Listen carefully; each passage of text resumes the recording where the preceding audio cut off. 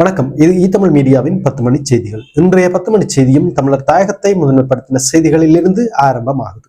இன்று ஜனாதிபதி அனுரகுமார திசாநாயக்க தலைமையில் யாழ் மாவட்ட ஒருங்கிணைப்பு குழு கூட்டம் மாவட்ட செயலகத்தில் இடம்பெற்றது.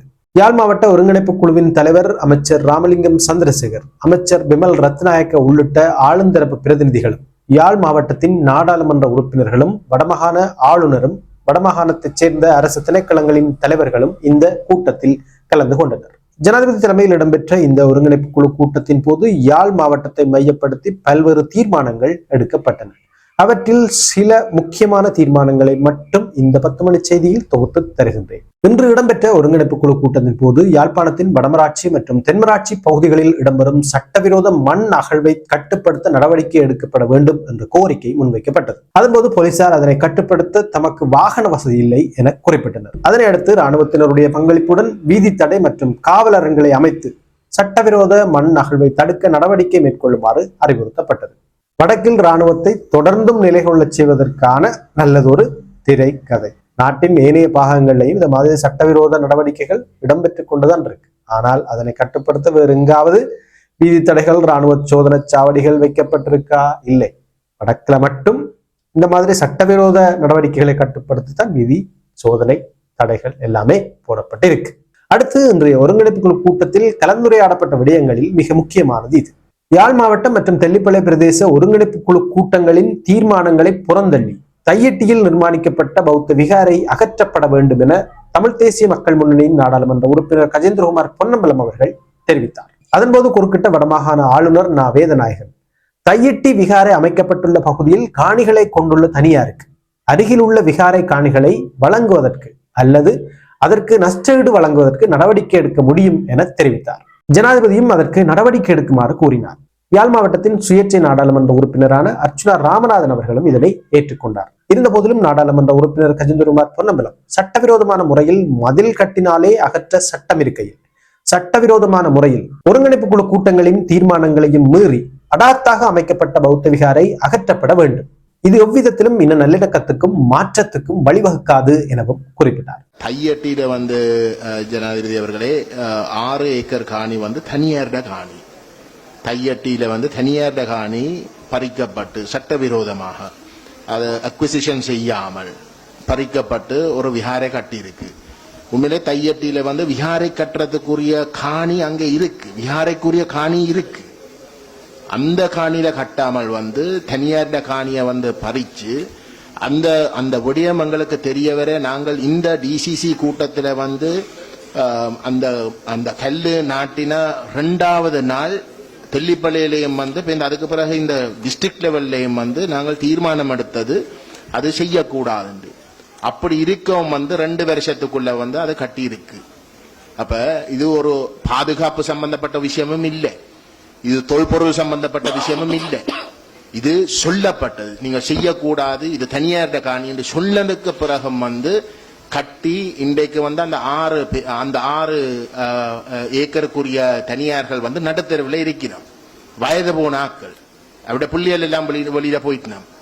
அப்ப அவைக்கு தங்களோட சொந்த இடங்களுக்கு போகலாம்னு இருக்கு. இப்ப இது இது இது இப்ப நாங்க தையட்டியில இருக்க விகாரைக்குரிய காணியில கட்டுறதை நாங்கள் எந்த ஒரு இடத்துல வேண்டாம்னு சொல்ல வர இல்லை. அப்ப இது தேவையில்லாத ஒரு அநியாயம். அப்ப இந்த விஷயத்துல நாங்கள் ஒரு மாற்றத்தை ஏற்படுத்தாட்டி நான் நினைக்கிறேன் அது ஒரு பிள்ளையான ஒரு இதைத்தான் கொடுக்கும். இப்ப ஒரு வீடு அனுமதி இல்லாமல் கட்டப்பட்டா வீடை எடுக்க சொல்லிதான் எங்களுக்கு லோக்கல் கவர்மெண்ட் சொல்றாங்க. நான் ஒரு மதில கட்டினாலே லோக்கல் கவர்மெண்ட் பெறுவது நீங்கள் எப்படி கட்டுறீங்கன்னு சொல்லி போட்டு அதை இடிக்கணும்னு சொல்லிடுறாங்க. ஆனால் இது சொல்லப்பட்டு மேல்மட்டத்தில் முடிவெடுக்கப்பட்டு ஏகமனதாக டிசிசியில கூட்டம் செய்து ஏகமனதாக முடிவெடுக்கப்பட்டதுக்கு பிறகு இது கட்டப்பட்டு இருக்குது. அது நான் நினைக்கிறேன் ஒரு மிகவும் தவறான ஒரு முன்னுதாரணம். தொல்பொருள் சம்பந்தப்பட்ட விஷயங்களை ஆராய வேணும், அதில் கொஞ்சம் கூட கவனத்தை செலுத்தும். இதில் அது சம்பந்தமாக இந்த ஒரு பிரச்சனையும் கிடையாது. முற்று முழுதாக தனியாட்டு காணி அது இங்கே டிஎஸ்மேர் முழு பேரும் இங்கே இருக்கிறோம். அவை உறுதிப்படுத்தி போன அரசாங்கத்துடைய காலத்தில் நான் இந்த பிரச்சனை கிளப்ப துணை பாதுகாப்பு அமைச்சர் பொய் சொன்னார். கவர்னர் அப்பொழுது வேதநாயகம் ஐயா தான் நினைக்கிறேன், இல்லை அவருக்கு பிறகு GA இருந்தவர். GAயும் தெல்லிப்பல DSM வந்து அது என்ன விஹாரைக்குரிய காணி என்று பொய்ய சொன்ன பாராளுமன்றத்தில். பின் அதுக்கு பிறகு வந்து நான் தொடர்படுத்த வந்து அவே அந்த அமைச்சருக்கு கொடுத்த அந்த ரிப்போர்ட்டை வந்து நான் இங்க வச்சிருக்கிறேன், நான் உங்களுக்கு கொடுக்குறேன். அது முழுக்க அந்த விவரங்களை வந்து கொடுத்திருக்கு வந்து தனியார் காணி என்று. இப்ப நீங்கள் அதை கொஞ்சம் கவனத்தில் எடுக்கணும். என்ன பொறுத்தவரை வந்து அந்த மாற்றம் வந்து இந்த விஷயம் இப்படியான விஷயங்களை வந்து நிச்சயமாக வந்து காட்டும். அப்பதான் எங்களுக்கும் வந்து ஒரு நம்பிக்கை வரும் வந்து இது ஒரு இனவாதம் இல்லை, இது தாண்டி வந்து விஷயங்கள் நடக்கும் என்ற ஒரு நம்பிக்கை வரும். அதை நீங்கள் கட்டாயம் கவனத்தில் எடுக்கணும் என்று நான் தாழ்மையாக வந்து கேட்டுக்கொள்ள விரும்புகிறேன். ஜனாதிபதி அவர்களே, நாங்கள் இந்த விஹார சம்பந்தமாக நான் அந்த மக்களோட கூப்பிட்டு கதைத்தேன். நான் அந்த மக்களோட கூப்பிட்டு கதைத்து அவர்கள் இப்பொழுது முடிவுக்கு வந்திருக்கார்கள். அந்த விஹாரை இருக்கிற காணி, விஹாரை கண்டு ஒதுக்கப்பட்ட ஏற்கனவே ஒதுக்கப்பட்ட காணியை இந்த விஹாரைக்கு இப்ப கட்டி இருக்கிற அந்த காணிக்கு பதிலாக அதை தந்தால் தாங்கள் ஏற்றுக்கொள்வதாக அவர்கள் கூறுகிறார்கள். அவை நாங்கள் ஏதோ ஒரு முறையிலே ஒரு தீர்த்து விட்டால் சுகமாக இருக்கும். அது தவறு. அதுக்கு அழிக்க ஆளுநர், அது தவறு. நாங்கள் அந்த மக்களோட வந்து தொடர்ந்து வந்து தொடர்பில் இருக்கிறோம் வந்து அது அப்படி அல்ல. எங்களுக்கு அப்படி இந்த ஒரு இடத்துல வந்து சொல்ல இல்லை. அது நீங்கள் அதை இன்னும் கொஞ்சம் ஆழமாக வந்து அவங்களோட கலந்துரையாடணும். நாங்களும் வந்து அந்த இடத்துல வந்து இருக்க அதுமேலது ஜனாதிபதி அவர்களே, இந்த தையிட்டி விகாரையை வைத்துக் கொண்டுதான் இவர்கள் எப்போதுமே அரசியல் செய்து கொண்டிருக்கிறார்கள். அது நாங்கள் இந்த தையிட்டி விகாரை சம்பந்தமான அரசியலை விட்டு இது மத ஒற்றுமைக்காக முடிந்த ஒரு கோயிலை இடிப்பதென்று கேட்பது முட்டாள்தனமானது. நாங்கள் பௌத்த மதமோ இந்து மதமோ எல்லா மதமும் சம்மதம் என்று சொல்றதுதான் இந்து மதம். ஆகவே கட்டிய அந்த விகாரையை அப்படியே வைத்துவிட்டு அவர்களுடைய நட்டவீட்டை கொடுத்து அதுக்கு அங்காலே இருக்கிற கோயில் காணி, அதாவது விகாரை காணியை பொதுமக்களுக்கு கொடுக்குமாறு அன்போடு வேண்டுகிறேன். அதோடு இந்த தையிட்டி அரசியல் முடிந்து இவருடைய பாராளுமன்ற මේක ටිකක් වර්ධනය වෙලා තියෙන ප්‍රශ්නයක් නේ. අපි අවසන් කරගමු නේද? දැන් අපි පළමු කොටම සියලු දෙනාට ස්තුතිවන්ත වෙනවා මේ සාකච්ඡාවට සහභාගී වීම පිළිබඳව. இதைத்தான் சொல்றது தண்ட விரலை கொண்டே தண்ட கண்ண குத்துறது. இந்த ஒருங்கிணைப்பு குழு கூட்டத்தின் போது முன்னாள் ஜனாதிபதி மஹிந்த ராஜபக்சவின் காலத்தில் அமைக்கப்பட்ட கீரிமலை ஜனாதிபதி மாளிகை தொடர்பிலும் கலந்துரையாடப்பட்டது. குறித்த ஜனாதிபதி மாளிகையை பொதுமக்கள் பயன்பாட்டுக்கு கையளிக்க ஜனாதிபதி இணக்கம் தெரிவித்தார். அப்பகுதியில் உள்ள தனியார் காணிகளையும் கையகப்படுத்த தீர்மானம் எடுக்கப்பட்டது. அந்த காணிகளின் உரிமையாளர்களுக்கு நட்டஈடுகளை அல்லது காணிக்கான பெறுமதியை வழங்கவும் தீர்மானிக்கப்பட்டது. தொடர்ந்து சட்ட ஏற்பாடுகளுக்கு அமைவாக யாழ்ப்பாண பல்கலைக்கழகத்துக்கோ அல்லது சுற்றுலாத்துறைக்கோ கீரிமலை ஜனாதிபதி மாளிகையை கையளிக்க ஏற்பாடு செய்யலாம் எனவும் ஜனாதிபதி குறிப்பிட்டார். கிளிநொச்சியின் ராமநாதபுரம், வவுனியாவின் ஈச்சங்குளம் போலீசாரின் செயற்பாடுகளினால் போலீஸ் நிலையங்களை மக்கள் மூடுமாறு தன்னிடம் கோரிக்கை விடுத்ததாக அமைச்சர் பிமல் ரத்நாயக்க இன்றைய யாழ் மாவட்ட ஒருங்கிணைப்பு குழு கூட்டத்தின் போது தெரிவித்தார். சட்டவிரோத செயற்பாடுகள் தொடர்பில் போலீசாருக்கு அறிவித்தார் அந்த தகவல் உடனேயே சட்டவிரோத செயற்பாடுகளில் ஈடுபடும் நபர்களுக்கு கடத்தப்படுகிறது. தமது பகுதியில் போலீஸ் நிலையம் இருந்தும் சட்டவிரோத செயற்பாடுகளை கட்டுப்படுத்த முடியவில்லை என்றால் எதற்காக போலீஸ் நிலையங்கள், அதனை மூடிவிடுங்கள் என மக்கள் தன்னிடம் தெரிவித்ததாக அவர் அங்கே குறிப்பிட்டார். அங்கு இதற்கு பதிலளித்த போலீஸ் உயர் அதிகாரி ஒருவர், கீழிலே போலீஸ் உத்தியோகத்தர்கள் மீது நம்பிக்கையினம் இருந்தால் மேலதிகாரிகளுக்கு தகவல் வழங்க முடியும் எனவும் தெரிவித்தார். அதன்போது குறுக்கிட்ட ஜனாதிபதி அனுரகுமார திசாநாயக்க, கல்வெட்டுத்துறை மற்றும் பருத்தித்துறை பகுதிகளில் இடம்பெறும் சட்டவிரோத மதுபான உற்பத்தி நிலையம் தொடர்பில் போலீஸ் அதிகாரிகளுக்கு தகவல் தெரிவித்தால் அந்த தகவல் வழங்கியவர்கள் தொடர்பில் சட்டவிரோத மதுபான உற்பத்தியாளர்களுக்கு தகவல் சொல்லப்படுவதாக தன்னிடமும் முறைப்பாடுகள் செய்யப்பட்டுள்ளன என தெரிவித்தார். ஜனாதிபதி அனுரகுமார திசாநாயக்க தலைமையில் இன்று யாழ் மாவட்ட செயலகத்தில் இடம்பெற்ற யாழ் மாவட்ட ஒருங்கிணைப்பு குழு கூட்டத்தின் போது ஜனாதிபதி எதிர்காலத்தில் கவனம் செலுத்த வேண்டிய 20 விடயங்களை உள்ளடக்கிய அறிக்கை ஒன்றினை தமிழ் தேசிய மக்கள் முன்னணியின் நாடாளுமன்ற உறுப்பினர் கஜேந்திரகுமார் பொன்னம்பலம் அவர்கள் முன்வைத்தார். அவர் முன்வைத்த விடயங்களில் மிக முக்கியமான சிலவற்றை நாம் இங்கே தொகுத்து தருகின்றோம். யாழ் போதனா வைத்தியசாலையில் மகப்பேற்று விடுதி உடனடியாக அமைக்கப்பட வேண்டும். யாழ் போதனா வைத்தியசாலையானது அதிகளவான நோயாளர்களால் நிரம்பி வழிகின்றது. பல விடுதிகளில் அவ்வப்போது கட்டில்கள் இல்லாமையினால் நோயாளர்கள் தரையில் படுத்துறங்க வேண்டிய நிலை ஏற்பட்டுள்ளது. இந்த நிலைமை சீர் செய்யப்பட வேண்டும். யாழ் பண்ணையில் அமைந்துள்ள காசநோய் சிகிச்சை பிரிவில் அடிப்படை வசதிகள் மேம்படுத்தப்பட வேண்டும். மயிலிட்டியில் அமைந்திருந்த காசநோய் பிரிவை அந்த இடத்தில் இயக்குவதற்கு நடவடிக்கை எடுக்கப்பட வேண்டும்.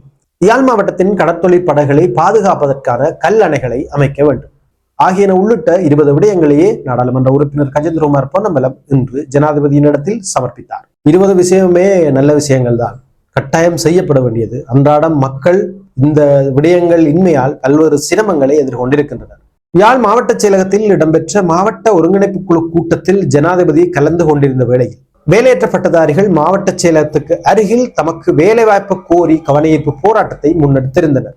இந்த ஒருங்கிணைப்பு குழு கூட்டத்தின் பின்னர் ஜனாதிபதி தம்முடன் சில நிமிடங்களாவது வந்து பேசுவார் என்ற நம்பிக்கையோடு பட்டதாரிகள் அங்கே காத்து நின்றனர். ஆயினும் ஒருங்கிணைப்பு குழு கூட்டம் நிறைவுற்றதும் ஜனாதிபதி அனுரகுமார திசாநாயக்க மாற்றுப்பாதையினூடாக அங்கிருந்து வெளியேறினார். இதனால் பட்டதாரிகளை அவர் சந்திக்கவில்லை. இதனைத் தொடர்ந்து விரக்தியுற்ற நிலையில் ஊடகங்களுக்கு கருத்து வெளியிட்ட வேலையற்ற பட்டதாரிகள், யாழ் வருகை தந்த ஜனாதிபதி எங்களுக்காக 5 நிமிடம் கூட ஒதுக்க முடியாது சென்றுள்ளார். வாக்குக்காக மட்டும் எப்படி அரசியல்வாதிகள் எங்களை நாடி வருவார்களோ அதே போலவே ஜனாதிபதியும் தேர்தல் காலத்தில் எங்களை நாடி வந்தார் என தங்களுடைய ஆதங்கங்களை ஊடகங்களுக்கு முன்னால் கொட்டி தீர்த்தனர். வேலையற்ற பட்டதாரிகளும் இந்த நாட்டு மக்களும் ஒன்றை விளங்கிக் கொள்ள வேண்டும். அரசியல்வாதிகள் என்றாலே எப்போதும் ஒரே டெம்ப்ளேட் தான். அவர்களுடைய தேர்தல் கால பரப்புரை மட்டும்தான் சற்று வித்தியாசப்படும். அது தேர்தலுக்கு பிறகு ஒரே மாதிரியான டெம்ப்ளேட்டாக மாறிவிடும். எனவே தேர்தல் கால பரப்புரைகளில் சொல்லப்படும் பொய்களை நம்பிவிடாதீர்கள் என்பதைத்தான் நாங்கள் இந்த 10 மணி செய்தியில் சொல்ல விளைகிறோம். அதேவேளை இன்றைய தினம் யாழ்ப்பாணத்துக்கு வருகை தந்திருந்த ஜனாதிபதி அனுரகுமார திசாநாயக்க மறைந்த தமிழரசு கட்சியினுடைய முன்னாள் தலைவரும் முன்னாள் நாடாளுமன்ற உறுப்பினருமான அமரர் மாவை சேனாதிராஜா அவர்களுடைய இல்லத்துக்கு சென்று அவருக்கான இறுதி அஞ்சலியை செலுத்தினார்.